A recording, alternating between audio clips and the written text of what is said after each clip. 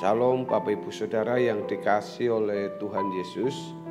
Kita kembali dalam renungan hari ini dan saya akan membawa tema tentang harga yang dipatok. Tidak kita sadari bahwa kita di tahun 2021 sudah memasuki bulan yang ke-8 dan ini bukan sesuatu yang sederhana karena ini menentukan keyakinan kepada anugerah Tuhan dan apa yang kita responi, yang kita miliki dengan adanya anugerah sampai hari ini.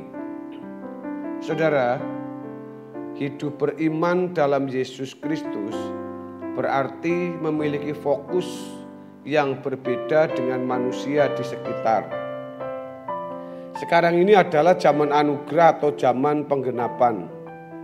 Pada zaman ini fokus hidup manusia, khususnya umat pilihan, tidak lagi kepada pemenuhan kebutuhan jasmani, tetapi harus berfokus pada roti dari surga, yaitu diri Tuhan Yesus sendiri. Berfokus kepada roti dari surga artinya bagaimana mengenakan hidup Yesus sehingga segala sesuatu yang kita lakukan benar-benar sesuai dengan kehendak Tuhan Yesus. Dengan melakukan hal ini, seseorang menemukan kesenangan atau kebahagiaan dengan kata-kata. Saudara, sebenarnya kehidupan manusia hanya dapat digunakan dengan sempurna ketika melakukan kehendak Bapa. Tetapi hal ini tidak dapat dimengerti oleh mereka yang tidak berjuang untuk menemukan kebenaran dan tidak berusaha mengenakan kehidupan Yesus. Oleh sebab itu, setiap orang percaya baru benar-benar mendahulukan kehidupan Yesus, yaitu ketika melakukan kehendak Bapa dan melakukan pekerjaannya. Hal ini harus menjadi agenda satu-satunya dalam hidup ini. Hal ini harus dipandang karena memang demikian sebagai satu-satunya kehidupan. Jika orang percaya tidak membiasakan hal ini, maka sampai mati tidak pernah bagaimana mengalami dan menikmati Tuhan sebagai kebahagiaan. Saudara, orang Yahudi meminta roti tetapi tidak bersedia mengerjakan pekerjaan yang Bapa kehendaki, yaitu percaya kepada Yesus. Dalam Yohanes 6 ayat 36 mengatakan, "Tetapi aku telah berkata kepadamu, sesungguhnya kamu telah melihat aku, kamu tidak percaya." Tidak percaya di sini artinya tidak berani makan daging dan minum darah Yesus yang sama dengan mengenakan hidupnya. Mereka hanya mengingini roti fana atau berkat jasmani, tetapi tidak menyambut keselamatan, yaitu bagaimana kembali atau dikembalikan ke rancangan Allah semula. Hal ini sama seperti banyak orang yang mengaku percaya kepada Yesus dan menunjukkan hidup kekal, tetapi tidak memenuhi syarat untuk memperoleh hidup kekal tersebut. Keselamatannya oleh anugerah bukan berarti manusia tidak perlu memberi atau respon yang harus dimiliki atau dilakukan seseorang tidaklah cukup dengan aktivitas, nalar atau pikiran, yaitu percaya. Tetapi harus dengan tindakan sesuai dengan pengertian kata percaya. Kata percaya itu sendiri dari bahasa aslinya namanya pisteo. Pisteo itu berarti menyerahkan diri kepada objek yang dipercaya. Banyak orang Kristen seperti pembeli yang mau membeli suatu barang dengan harga yang dibanderol sendiri atau ditentukan sendiri, mestinya pemilik baranglah yang kerja membandrol barang tersebut, bukan pembelinya.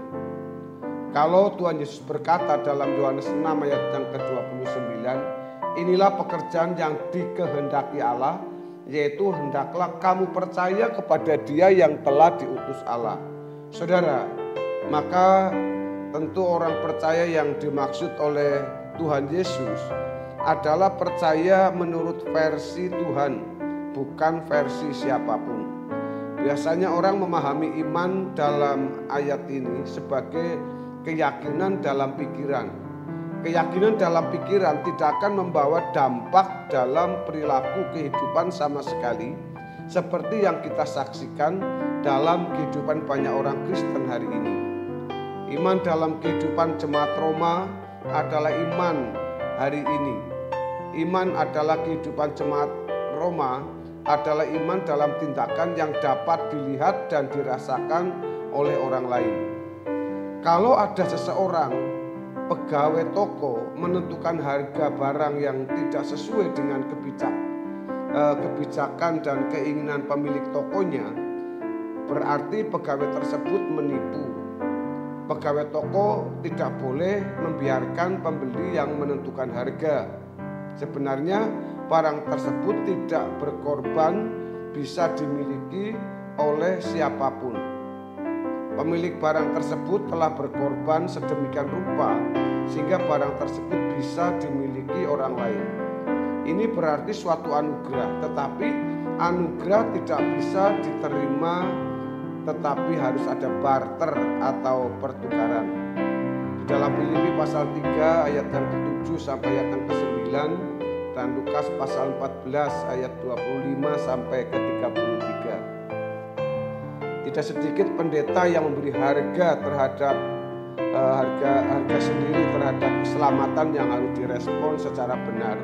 Lebih celaka lagi seseorang pendeta memiliki konsep sendiri mengenai keselamatan.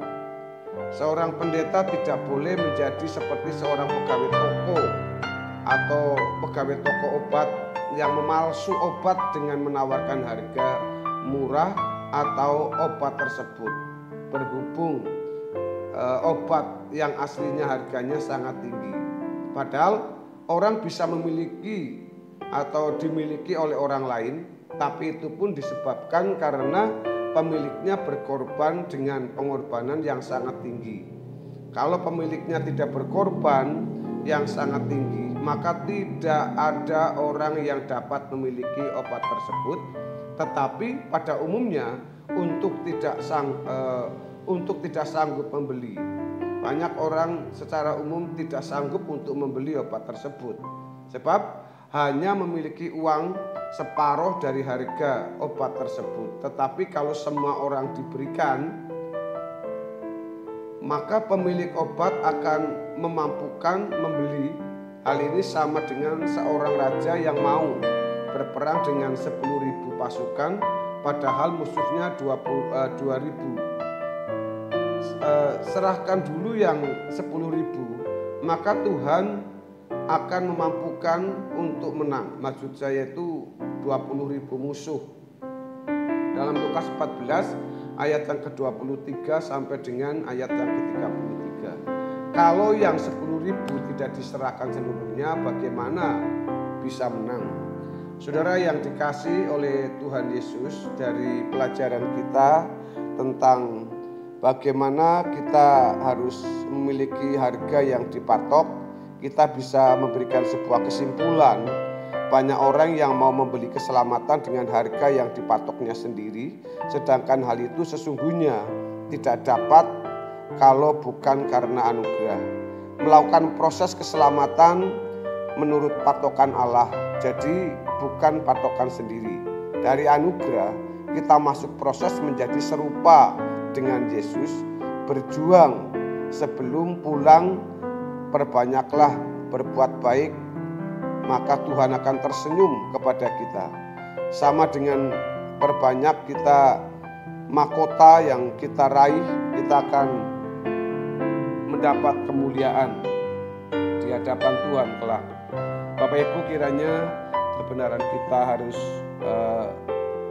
memberkati dan semakin tinggi, dan kita harus menjadi anak-anak Tuhan yang semakin hari ditumbuh kembangkan dalam kedewasaan sehingga semakin berkenan kepada Tuhan. Tuhan Yesus memberkati kita semua.